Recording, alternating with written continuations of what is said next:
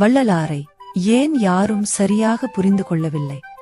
வள்ளலாரின் கூற்றை சரியாக புரிந்து கொள்ளவில்லை.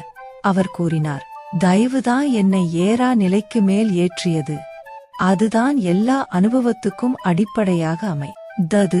அதனால் சமய மதங்களால் அடைய முடியாத நிலைகளெல்லாம் நான் கண்டேன், அனுபவித்தேன் என்றார்.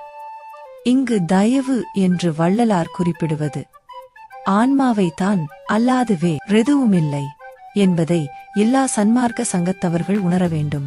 இதனை கருத்தில் கொள்ளாமல் சோறு போடுவதுதான் தயவு, ஜீவகாருண்யம், அது எல்லா பேற்றையும் நல்கும் என்று எல்லா சங்கங்களும் தானத்தை பிரதானமாக செய்து வருகின்றன.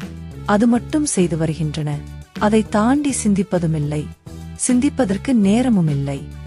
சோறு போடுவதுதான் சன்மார்க்கம், ஜீவகாருண்யம் என்று வள்ளலார் நினைத்திருந்தால் வள்ளலார் தருமசாலையோடு உத்திக் கொண்டு வேறெதனையும் கட்டியிருக்க கூடாது. ஞான சபை, சித்தி வளாகம் என்று சென்றிருக்க கூடாது அல்லவா? அவர் வெறும் அன்னதானம் மட்டும் செய்து கொண்டிருந்திருக்கலாம் அல்லவா? அவர் திருவடிகளை கொண்டு தவம் செய்தார். அதனால் வந்த விளைவாக ஒருமை என்னும் ஆன்ம நிலைக்கு வந்தார், வளர்ந்தார். பின்னர் மேலும் ஏறி சிவநிலை, சுத்த சிவ அனுபவம் பெற்றார் என்பது உண்மை. வள்ளலார் கூற வருவது: 1.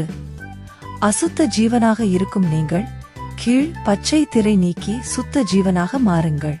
2. ஜீவனாக இருக்கும் நீங்கள் முதலில் ஆன்மாவாக மாறுங்கள்.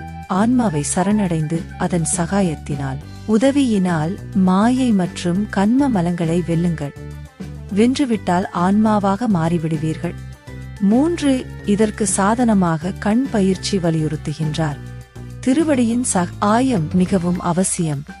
கண்மணிகளில் திருவடி விளங்குகின்றது. அதனை பயன்படுத்தும் விதத்தில் பிரயோகப்படுத்தி திருவடிகளை ஒன்றாக்கி அதில் வர அனுபவத்தினால் ஆன்ம நிலைக்கு உயருங்கள் என்று வழிகாட்டுகின்றார். சன்மார்க்க சங்கத்தவர்களுக்கு திருவடி பற்றிய விழிப்புணர்வும் இல்லை. அதனை சார்ந்த பயிற்சியை அறிந்தவரும் இல்லை. அறிந்தவர் அதனை ஏற்றுக்கொள்வதும் இல்லை. அதனால் சன்மார்க்க சாதனம் என்பது எதுவும் இல்லாமல் போயிற்று. சன்மார்க்கம் என்றால் சோறு போடுதல் என்ற நிலையில் வழங்கியும் வளர்ந்தும் நிற்கின்றது. இது மிகவும் மோசமான நிலையாகும். 4.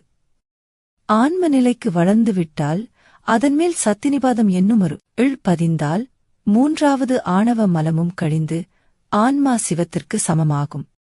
5. இதன்மேல் வரும் அனுபவங்களெல்லாம் சுத்த சிவ அனுபவமாகும். ஆன்மா சிவத்திடம் கலப்பதாகும். 6.